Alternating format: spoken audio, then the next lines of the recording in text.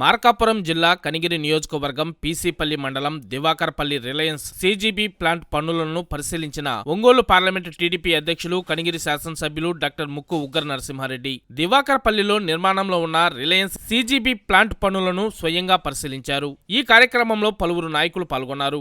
రైతులకు మేలు భూమిని లీజుకు ఇస్తే ప్రతి ఎకరాకు సంవత్సరానికి 30,000 రూపాయల వరకు ఆదాయం, యువతకు ఉపాధి, స్థానిక యువతకు ఉద్యోగ అవకాశాలు, ఈ ప్రాజెక్టు త్వరగా పూర్తి కావాలని, రైతులు మరియు యువతకు త్వరగా లాభాలు అందాలని లక్ష్యంగా డాక్టర్ ముక్కు ఉగ్ర నరసింహారెడ్డి ప్రతి వారం స్వయంగా పనులను పర్యవేక్షిస్తూ అవసరమైన పనులు సూచనలు చేశారు. ఈ కార్యక్రమంలో గుద్దె సీను, సానికొమ్ము విజయభాస్కర్ రెడ్డి, కొండయ్య, గాయం కృష్ణారెడ్డి తదితరులు పాల్గొన్నారు.